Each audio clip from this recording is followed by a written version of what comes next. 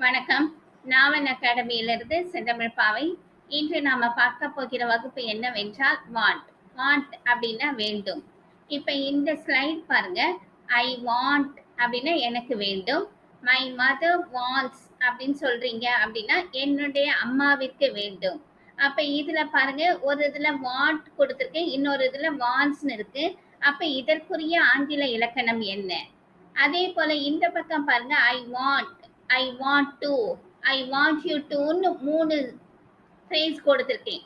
அப்ப இதனுடைய இலக்கணம் எங்கெங்க இதை நாம யூஸ் பண்ண போறோம்ன்றத இனி அடுத்து வர ஸ்லைட்ல பார்க்கலாம். ஓகே ஓகே இப்ப நாம வகுப்பிற்குள் நுழையலாம். இப்ப இந்த ஃபர்ஸ்ட் ஸ்லைட்ல பாருங்க. For example, I want a pen. எனக்கு ஒரு பேனா வேண்டும். ஐ வாண்ட்னா என்னது? வேண்டும். So I want a pen. ஏ அப்படின்னா இந்த இடத்துல ஒரு. அதே போல அடுத்து பாருங்க, we want a paper. எனக்கு ஒரு பேப்பர் வேண்டும். அடுத்த சென்டென்ஸ் பாருங்க, you want an apple. அப்ப உங்களுக்கு ஒரு ஆப்பிள் வேணும். அப்ப நான் கிரீன் கலர்ல கொடுத்திருக்கேன் பாருங்க, an. அப்ப an எதுக்காக பயன்படுத்தணும்? இந்த இடத்துல வவல் சவுண்ட் வந்தா an. அப்ப ஏனால ஒருன்ற மீனிங் தான். அப்ப வவல் சவுண்ட் எங்கெல்லாம் வருதோ அப்ப நான் ஒருன்னு சொல்லும் போது an யூஸ் பண்ணிக்கலாம். ஓகே, அடுத்து பாருங்க, they want a new TV. அவர்களுக்கு ஒரு புது டிவி வேண்டும். அப்ப ஐ வி யூ தே இதெல்லாமே வந்துட்டாலே நான் வாண்ட் அப்படின்னு பயன்படுத்தலாம். இதே அடுத்து ரைட் சைட்ல பாருங்க, he wants a bike. அவனுக்கு ஒரு பைக் வேணும். she wants a laptop. அவளுக்கு ஒரு லேப்டாப் வேணும். it wants a biscuit. அதுக்கு ஒரு பிஸ்கட் வேண்டும். புகழ் wants an umbrella. புகழுக்கு ஒரு அம்ப்ரல்லா வேண்டும். அப்ப he she it நேம் வந்தா வாண்ட்ஸ்ன்னு யூஸ் பண்ணணும். ஓகே, அப்ப எதுக்கு வாண்ட், எந்தெந்த சப்ஜெக்ட்டுக்கு வாண்ட் யூஸ் பண்ணணும், எந்தெந்த சப்ஜெக்ட்டுக்கு வாண்ட்ஸ் யூஸ் பண்ணணும்ன்றது ஆங்கில இலக்கணம். இது எல்லா இடத்துக்கும் பொருந்தும். இது எப்பொழுதும் மாறவே மாறாது. ஓகே, நெக்ஸ்ட் பார்ப்போம். அடுத்து ஐ வாண்ட் 2 பேப்பர்ஸ்.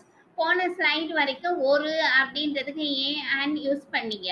இப்ப இதுல பாருங்க, ஒருலாம் இல்லை, எண்ணிக்கை நான் சொல்றேன். அப்ப ஐ வாண்ட் 2 பேப்பர்ஸ். எனக்கு 2 பேப்பர்ஸ் வேணும். My father wants tea. என்னுடைய அப்பாவிற்கு டீ வேணும்.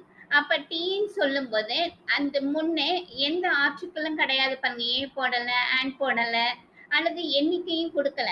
காரணம் என்னன்னா, டீன்றது அன்கவுண்டபிள் நவுன். இப்ப பேப்பர்னு எடுத்துக்கிட்டீங்கன்னா கவுண்டபிள் நவுன், எண்ணலாம். ஆனா டீன்றது அன்கவுண்டபிள், எண்ண முடியாது. அப்ப அதுக்கு நம்ம எந்த ஆர்டிக்கிளும் யூஸ் பண்ணக்கூடாது. ஓகேயா? அப்ப அதே போலதான் she wants some milk. அப்ப some milk அப்படின்னா கொஞ்சம் பால் வேணும். அப்ப சம்க்கு முன்னாடியும் ஏ and நாம எதுவும் யூஸ் பண்ணக்கூடாது. ஏன்னா இதெல்லாம் அன்கவுண்டபிள் நவுன். அடுத்து I want a lot of chocolates. a lot of அப்படின்னா ஒரு phrasal verb. அப்ப a lot ofனா என்னது? நிறைய. இப்ப அதுக்கு கீழே பாருங்க, I want lots of chocolates. அப்ப lots ofனால நிறைய தான். அப்ப a lot of, lots of ரெண்டுமே phrasal verb தான். ரெண்டுமே நிறையன்ற பொருள் கொடுக்கும். ஓகே, அப்ப ஏ கொடுத்தோம் அப்படின்னா லாட் ஆஃப் தான். ஏ கொடுக்கலை அப்படின்னா லாட்ஸ், எஸ் சேர்க்கணும், லாட்ஸ் ஆஃப்னு சொல்லணும். ஓகே, அடுத்து பாருங்க, அதே போலதான் கொஞ்சம் எக்ஸ்ட்ரா பின்னாடி ஆட் பண்ணிருக்கேன். அது ஏ எப்படி ஆட் பண்ணணும்ன்றத பார்க்கலாம். ஐ want 2 chocolates to eat. I want 2 chocolates. எனக்கு 2 சாக்லேட்ஸ் வேணும். எதுக்கு? டு ஈட், சாப்பிட. அப்ப டு ஈட் அப்படின்னா என்ன தமிழ்ல? சாப்பிட. அப்ப சாப்பிட எனக்கு 2 சாக்லேட்ஸ் வேணும்னு கேக்குறீங்க அப்படின்னா I want 2 chocolates to eat. அடுத்து பாருங்க, my father wants some vegetables to cook. என்னுடைய அப்பாவிற்கு சமைக்க கொஞ்சம் காய்கறிகள் வேண்டும். அப்ப டு குக் அப்படின்னா சமைக்க. she wants some milk to drink. அவளுக்கு குடிக்க கொஞ்சம் பால் வேண்டும். அப்ப கொஞ்சம் நான் பின்னாடி என்ன பண்றேன், எதுக்கு வேண்டும்னு சொல்ல விரும்புறீங்க அப்படின்னா டு கொடுத்துட்டு அதுக்கு பக்கத்துல வர வேர்ப பிரசன்டா கொடுத்தாலே போதும். ஓகே, அடுத்து வாண்ட் டு. ஸோ இப்போ போன ஸ்லைட் வரைக்கும் நம்ம பார்த்தது எல்லாமே வாண்ட்னா வேண்டும். எந்த இடத்துல வாண்ட் போடணும், எந்த இடத்துல வாண்ட்ல எஸ் சேர்த்தீங்க, அதே போல ஏன் அண்ட் எதுக்காக பயன்படுத்தணும், எந்தெந்த இடத்துல பயன்படுத்தக்கூடாது அப்படின்றதுல நம்ம படிச்சோம் இல்லையா. இப்போ அடுத்து நம்ம பார்க்க போறது want to. So want to அப்படின்னா எதுக்கு பயன்படுத்தணும், விருப்பத்தை தெரிவிக்கும் போது. அப்ப எந்த இடத்துலலாம் உங்களுடைய விருப்பத்தை நீங்க வெளிப்படுத்துறீங்களோ அந்த இடத்துல வாண்ட் டு பக்கத்துல ஒரு மெயின் வேர்ப் பிரசன்ட் ஃபார்ம்ல இருக்கணும். For example, I want to study MBA. அப்ப வாண்ட் டு பக்கத்துல ஒரு main verb present study. I want to study MBA, நான் எம்பிஏ படிக்க விரும்புகிறேன். I want to go outside, நான் வெளியே போக விரும்புகிறேன். இது நாம ஏற்கனவே படிச்ச மாதிரி தான் he she it name வந்து wants. அதே போலதான் she wants to speak English, அவள் ஆங்கிலம் பேச விரும்புகிறாள். My father wants to buy a new car, என்னுடைய அப்பா ஒரு புது கார் வாங்க விரும்புகிறார். My mother wants to build a new house, என்னுடைய அம்மா ஒரு புது வீடு கட்ட விரும்புகிறார். ஓகே, அப்ப want to-னா என்ன, விருப்பத்தை தெரிவிக்க. இப்ப இந்த ஸ்லைட்ல பாருங்க, கொஞ்சம் மாற்றம் கொடுத்திருக்கேன். want to சொல்லாம want to-க்கு இடையில ஒரு ஆப்ஜெக்ட் கொடுத்திருக்கேன். இப்ப பாருங்க, I want you to study MBA. அப்ப இதுக்கு என்ன meaning, I want to study MBA-னா நான் MBA படிக்க விரும்புகிறேன். இதே I want you to study MBA அப்படின்னா நீங்கள் MBA படிக்க வேண்டும் என்று நான் விரும்புகிறேன். அப்ப I want-னா நான் விரும்புகிறேன், என்ன விரும்புகிறேன், I want you to study MBA, நீங்கள் MBA படிக்க வேண்டும் என்று நான் விரும்புகிறேன். அதே போலதான் அவன் அப்படின்னு சொல்லும்போது I want him to go outside. So இந்த இடத்துல டூன்றதை மிஸ் பண்ணியிருக்கேன். ஸோ இதை நீங்க ஆட் பண்ணிக்கோங்க. ஓகேயா, I want him to go outside அப்படின்னா அவன் வெளியே போக வேண்டும் என்று நான் விரும்புகிறேன். அடுத்து பாருங்க, I want her to speak English, அவள் ஆங்கிலம் பேச வேண்டும் என்று நான் விரும்புகிறேன். I want them to buy a new car, அவர்கள் புது கார் வாங்க வேண்டும் என்று நான் விரும்புகிறேன். I want புகழ் to build a new house, புகழ் ஒரு புது வீடு கட்ட வேண்டும் என்று நான் விரும்புகிறேன்.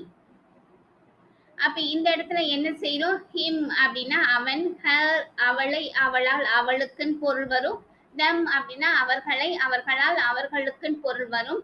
அப்ப இடையில want to-க்கு இடையில நாம இது போல ஆட் பண்ணோம் அப்படின்னா இது ஒரு பொருள் கொடுக்குது.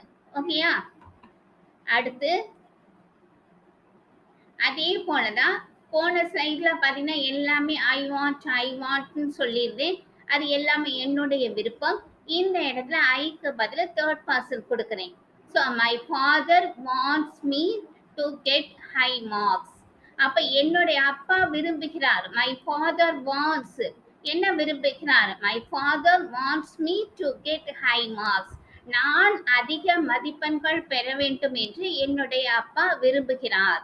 நெக்ஸ்ட் பாருங்க, my mother wants me to apply for a new job, என்னுடைய அம்மா விரும்புகிறார், என்ன விரும்புகிறார், my mother wants me to apply for a new job, ஒரு புது ஜாப் அப்ளை பண்ணுமாறு என்னுடைய அம்மா விரும்புகிறார்.